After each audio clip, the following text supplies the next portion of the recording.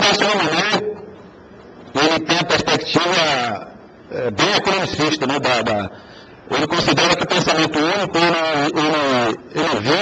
ele é sistematizado a partir de uma necessidade econômica das grandes corporações.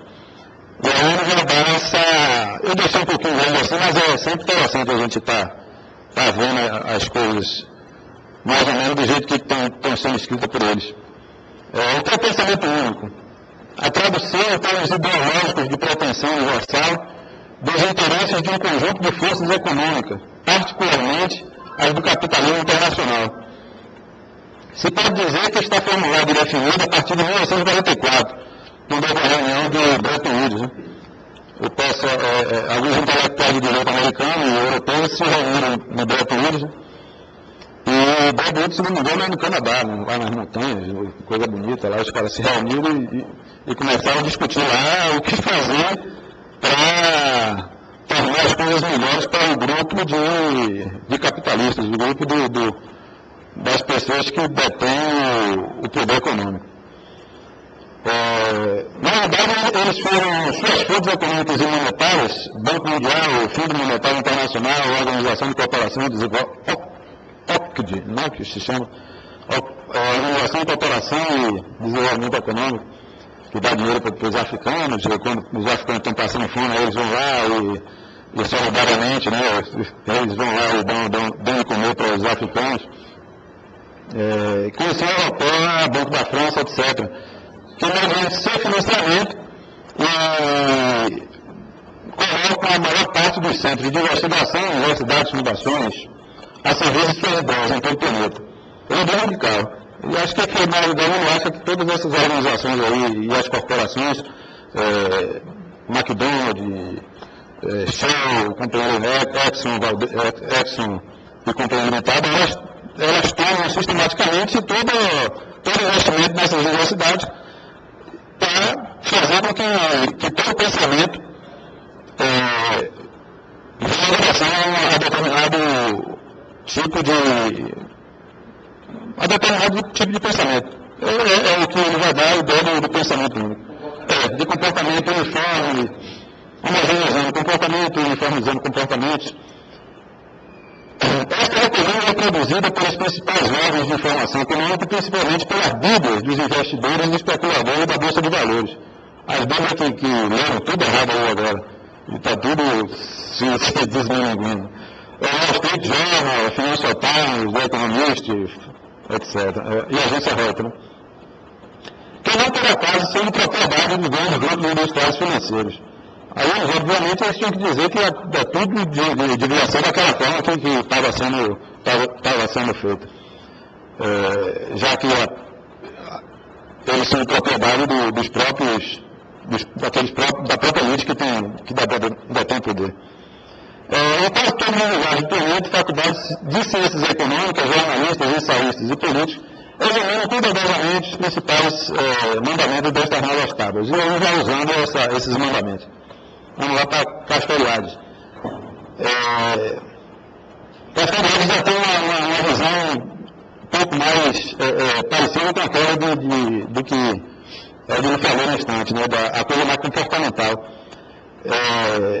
Para ela, né, já se falou do tipo de teoria do pensamento único, ou seja, do não pensamento.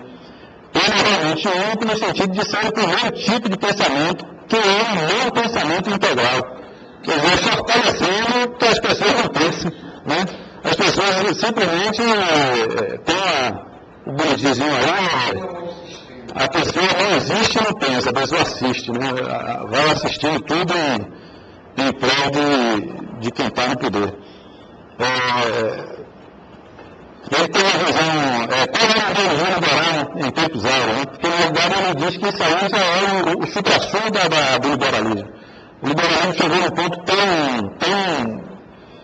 de tanto poder que ele tem hoje, que ele tenta fazer com que as pessoas pensem de uma maneira só. Né? E aí ele fala do liberalismo do século XIX, que tinha o liberalismo era a lei do bom dia, né? Esse é o pensamento dele. Porque se acreditava no progresso. O liberal naquele tempo pensava que com o progresso ocorreria uma elevação do bem-estar econômico. Mesmo mesmo quando não havia enriquecimento, como nas classes exploradas, caminhava-se em direção à diminuição do trabalho. Ele fala para o Benjamin Constant, num dos textos dele, né? Os operários não podem votar porque são embrutecidos pela indústria. Benjamin Constant é um liberal. Portanto, é preciso um sufrágio do tipo censitário. Aí, para ele, essa perspectiva de Benjamin Constant falar sobre a necessidade da eleição, do povo votar, é uma característica positiva do liberalismo, de 1890 por aí. Aí que ele vai chegar, né? Nesse texto aí é um texto que tem na internet, basta de mediocridade, não é isso? Não, o termo? Basta de mediocridade. Ele foi o último texto que ele fez em vida. Depois desse texto aí, ele bateu de ela, morreu. O que prevalece hoje é a resignação, inclusive entre os representantes do liberalismo.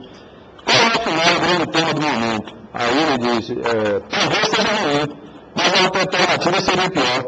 A gente está vivendo na miséria, mas é melhor essa miséria aí que a gente sabe o que está acontecendo do que o que vem pela frente aí, que pode ser pior.